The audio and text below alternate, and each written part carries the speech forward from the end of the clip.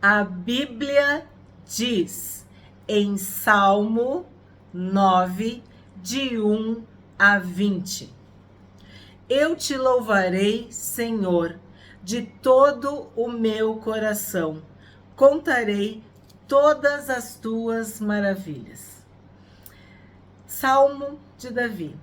Hoje nós vamos começar um estudo sobre os salmos que o meu pai destacou. Já aviso de antemão que são vários salmos. Então teremos vários vídeos sobre os salmos. Eu comentei com vocês o desejo do meu coração de fazer uma série, um estudo sobre os salmos de Davi, na ocasião em que eu apresentei o personagem bíblico Davi, aquele vídeo que a gente tem na playlist Personagens Bíblicos. Pois bem, ainda não é esse estudo.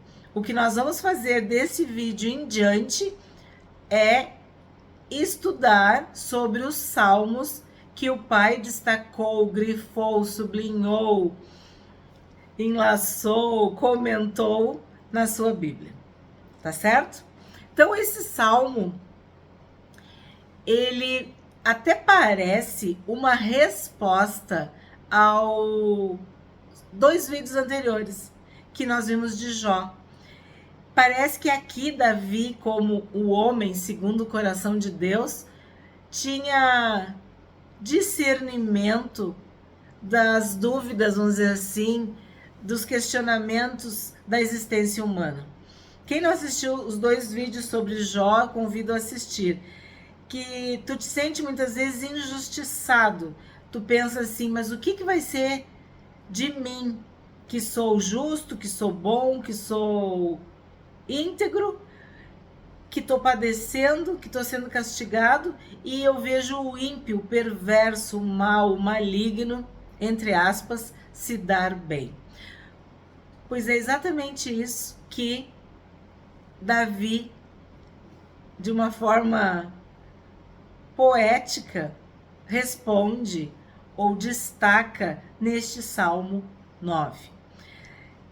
A gente falou sobre a aparente felicidade dos maus, mas na verdade a conclusão é que tudo isso é uma mentira, é fake.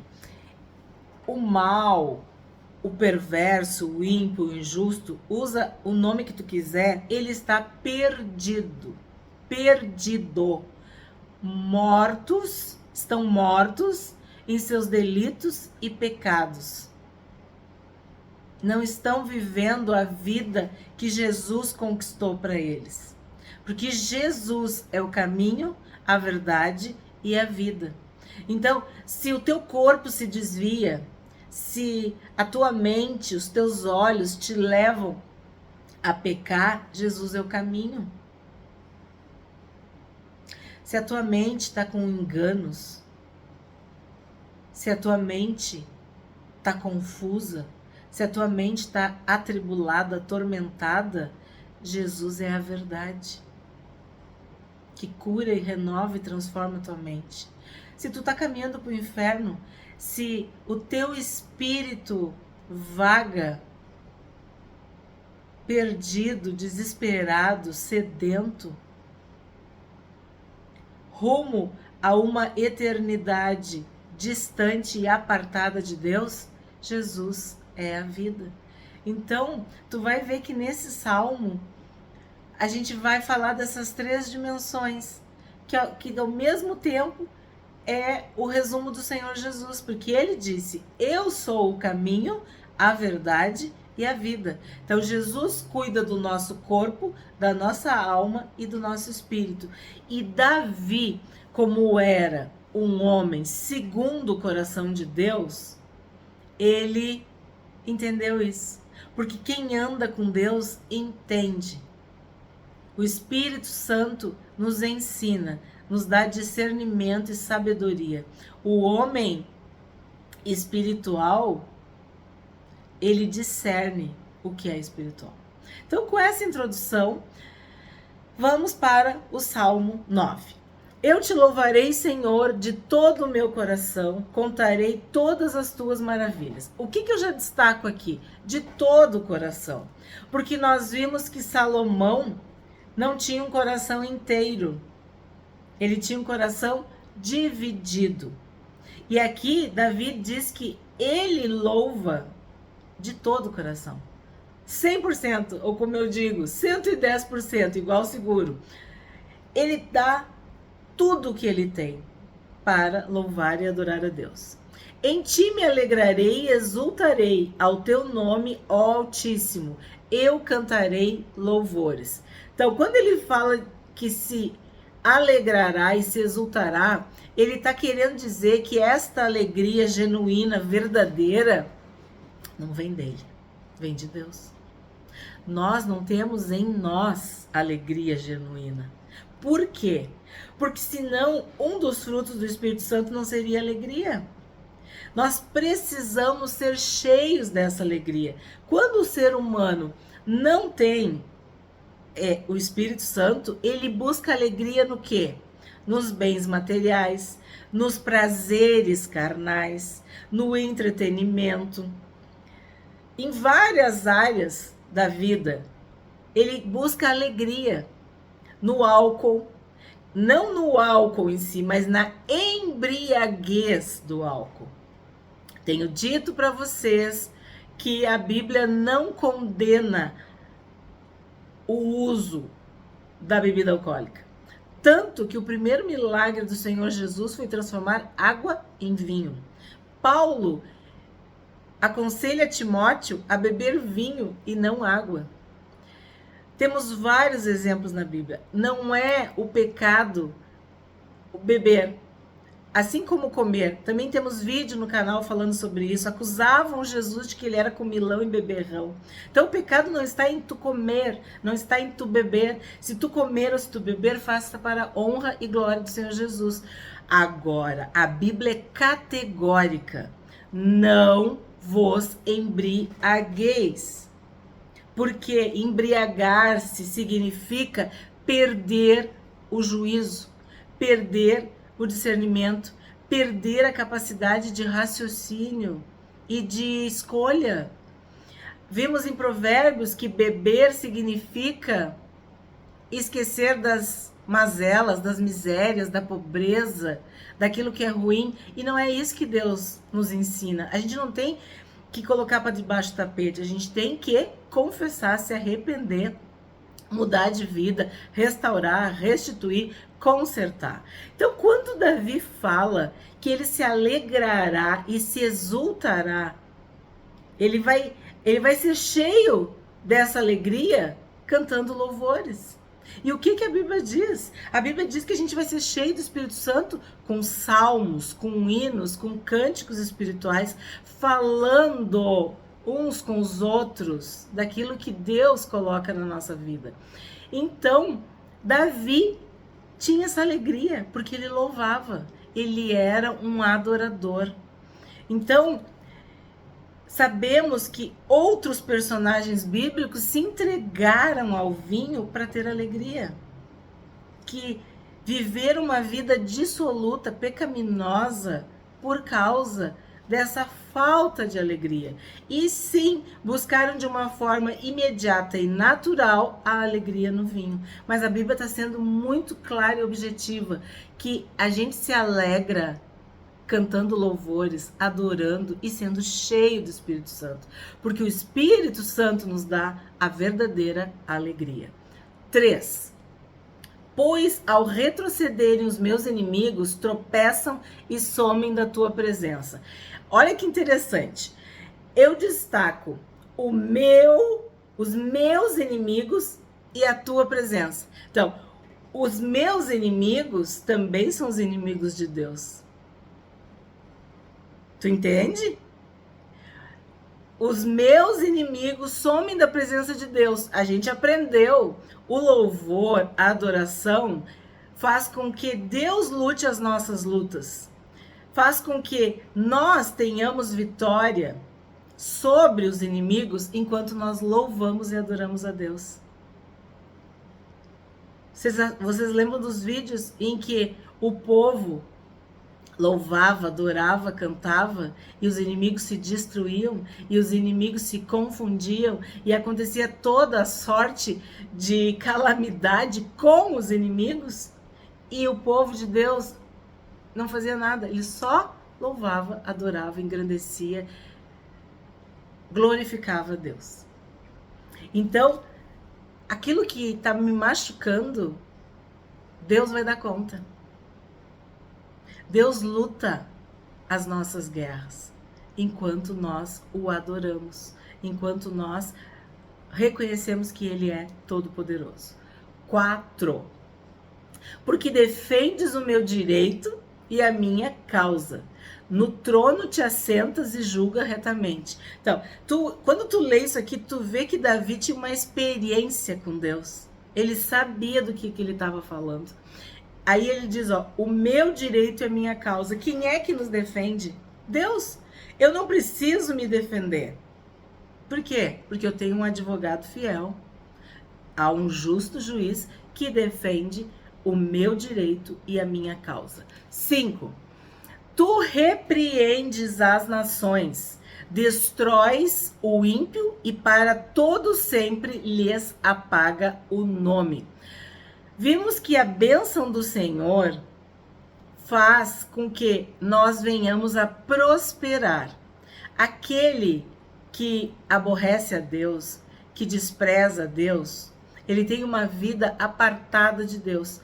E quando ele morre, o seu nome cai na podridão e é esquecido. Ó, tu destrói o ímpio e apaga o nome dele. 6. Quanto aos inimigos, estão consumidos. Suas ruínas são perpétuas. Arrasaste as suas cidades, até a memória deles pereceu. Nós vimos que o homem bom, ele deixa um legado para os seus filhos, para os seus netos. É uma honra. Mas o inimigo, o pecador, o maligno, o perverso, ele vai ser consumido. E a ruína vai ser perpétua. E de novo, a sua memória vai ser esquecida, vai perecer. 7. Mas o Senhor permanece no seu trono eternamente, trono que erigiu para julgar. Quer dizer o quê? Que Deus é eterno. Nós somos passageiros. O homem mau é passageiro. Tu olha para a maldade humana e parece que ela não vai ter fim. Mas sim, ela vai ter fim. O que não tem fim é o nosso Deus, porque Ele é eterno. E nós vimos que a memória do justo permanece. Por quê? Porque quem mantém o justo de pé é Deus. 8. Ele mesmo julga o mundo com justiça. Julgará os povos com retidão. Então, quem é o justo juiz? É Deus. E ele julga. Mas ele não julga como nós muitas vezes julgamos pela aparência. Ele julga com a reta justiça. Ele julga de acordo com o coração, com as motivações do coração. E por isso ele pode administrar. Por isso ele pode examinar, sondar o coração de cada um de nós. Por quê? Porque ele julga com retidão. Ele julga com integridade, com justiça, com santidade. Conhecendo lá no fundo do coração, o íntimo de cada pessoa. Nós não temos essa capacidade. A não ser que o Espírito Santo nos revele questões muito específicas. 9. O Senhor é também alto refúgio para o oprimido, refúgio nas horas da angústia. Se tinha uma coisa que Davi sabia, é que ele podia contar com Deus. Principalmente no momento da angústia, nas horas de angústia. E o que me chama aqui? O que me chama a atenção aqui? Que o alto refúgio sempre nos dá essa ideia de alguém que está acima de nós, de alguém que é superior a nós, de uma posição privilegiada. Quantas vezes precisamos nos afastar de uma situação ou de pessoas, de um ambiente, para podermos ver com clareza, para termos uma visão verdadeira dos fatos, das circunstâncias. E Deus nos leva para esse alto refúgio, onde nós podemos ter essa visão privilegiada, a rocha mais alta que nós. E fala, olha que interessante, horas. Ele é refúgio nas horas de angústia. O que tu pensa aqui? Que a angústia não vai durar para sempre. Ela dura por horas. Tu estás vivendo com angústia? Tu estás passando por uma angústia? A palavra de Deus te alerta, te avisa, te diz, são horas. Isso vai passar, porque há um Deus acima de ti que cuida, que te protege, assim como protegeu Davi. E nós vimos, se tu não assistiu o vídeo sobre Davi, te convido a assistir. Angústia em cima de angústia, ele vencia uma e vinha a outra. E quando ele está no fim da vida, no leito de morte, ele louva a Deus que o livrou de toda angústia. Isso me chama muita atenção, porque ele tinha gratidão, ele sabia que quem tinha libertado, salvado, protegido ele de tudo que ele passou era o próprio Deus. 10. Em ti, pois, confiam os que conhecem o teu nome, porque tu, Senhor, não desamparas os que te buscam. Conhece o teu nome. É uma forma de dizer, tem intimidade contigo, tem amizade. Se tu anda com Deus, Deus anda contigo. E Deus não te desampara, Ele não solta a tua mão. Ele te pega no colo. Ele faz tudo para te proteger, porque tu é dele. Ele te ama. Então, Davi sabia que Deus não desampara aqueles que o buscam. 11. Cantem louvores ao Senhor que habita em Sião. Proclamem entre os povos o que ele tem feito. De novo, é um convite a louvar, a cantar, a proclamar, a exaltar, a glorificar, a adorar. Nós temos que falar para as pessoas, falar entre os povos, falar na nossa família, falar com as pessoas de que Deus é bom, de que a sua misericórdia dura para sempre, de que Ele nos ama, de que nós somos a coroa da criação e que Ele nos quer de volta junto com Ele. Que nós estamos muitas vezes andando de costas para Deus, caminhando para a morte, para o inferno, para a perdição, e Deus quer nos trazer. Por isso que a gente fala converter, a gente quer dar meia volta e encontrar o Pai, o Criador. Mas devemos falar para que pessoas que estão nessa situação possam encontrar o seu Criador, o seu Pai. 12. Pois aquele que requer o sangue, lembra-se deles e não se esquece do clamor dos filhos. Aqui a gente pode interpretar requer o sangue no sentido de que ele vinga as injustiças, também requer o sangue no sentido do sacrifício, não há perdão de pecados sem derramamento de sangue, é isso que está escrito na palavra. Por isso o Senhor Jesus morreu e derramou o seu sangue puro, imaculado, inocente, por nós, pelos nossos pecados, para nos limpar, para nos lavar, para nos purificar de toda iniquidade, de todo o mal. Esse Deus, ele requer o sangue neste sentido, no sentido de perdoar os pecados, de remissão de pecados, de substituição, que foi o que o Senhor Jesus fez conosco. 13. Compadece-te de mim, Senhor. Vê a que sofrimentos me reduziram os que me odeiam. Tu que me levantas das portas da morte. Eu fico assim, maravilhada, porque Davi demonstra a cada versículo a intimidade. Tudo que ele passou na vida. E a gente que acompanhou, que estudou, sabe que não foram provas fáceis. Não foram difíceis. E o Senhor deu vitória. E o que ele pede? O que ele pedia? Compaixão, misericórdia. Senhor, não me deixa caído, me levanta. Eu tô aflito, eu tô angustiado.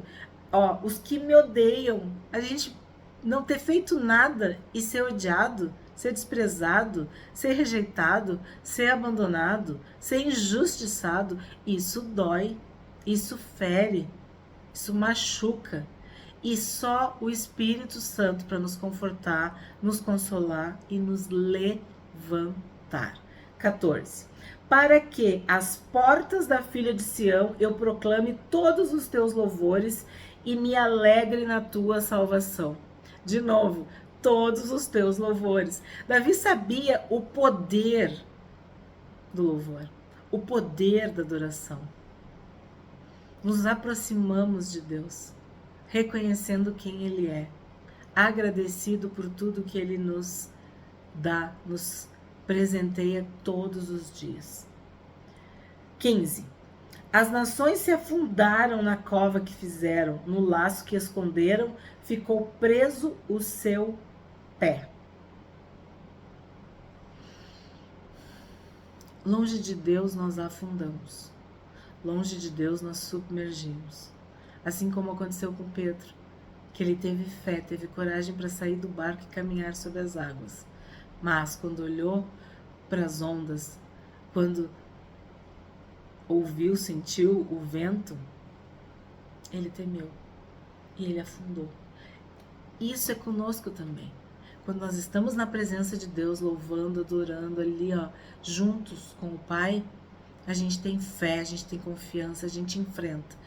Quando a gente se afasta ou a gente olha para as circunstâncias e começa a achar que o vento é contrário, que as ondas são gigantes, a gente começa a dar valor para isso e diminuir o nosso Deus. E aí a gente afunda. 16. O Senhor se dá a conhecer pelo juízo que executa. Os ímpios ficam enredados nas obras de suas próprias mãos.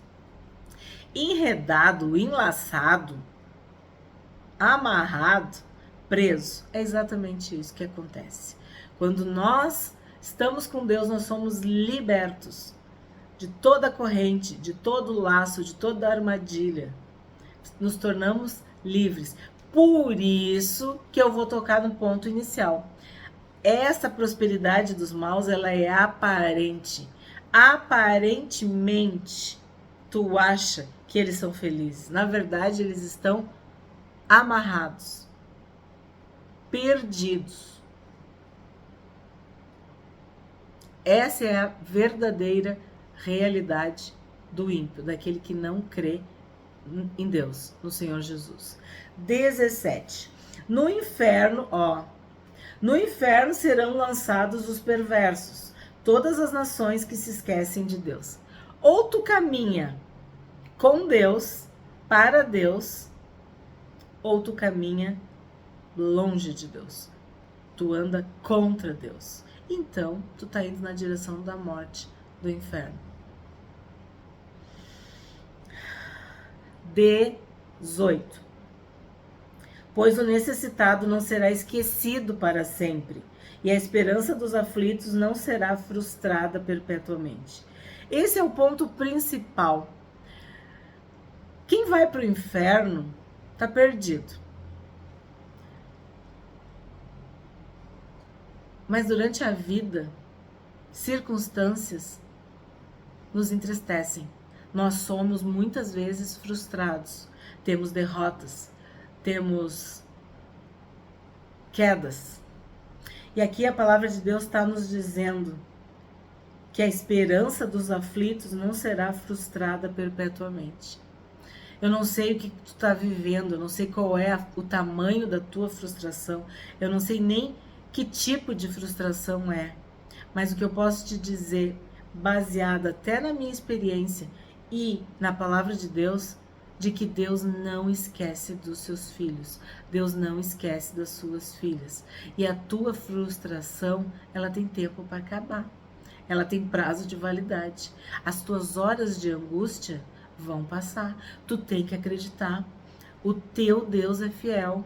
E Ele vai te proteger, e Ele vai te dar vitória, e Ele vai te erguer. Assim como Ele foi com Davi, que parecia que estava tudo perdido, parecia que Davi estava esquecido, como diz, amortecido no coração das pessoas. Mas Deus mudou toda a situação, Deus fez justiça. a Davi. Então, quando ele fala isso, ele fala com propriedade.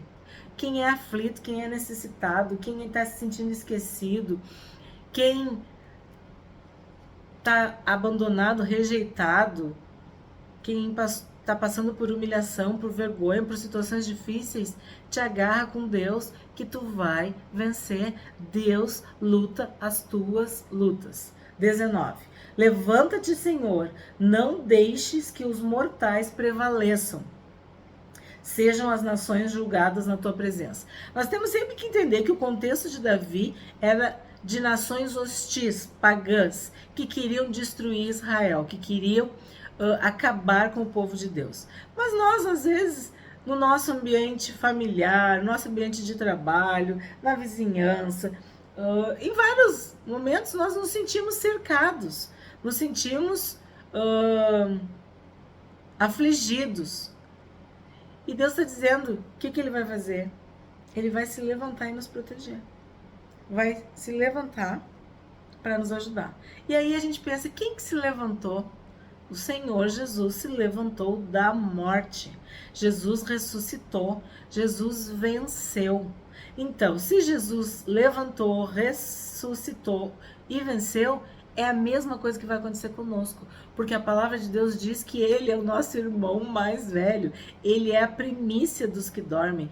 Ele é aquele que abriu um novo e vivo caminho para todos nós.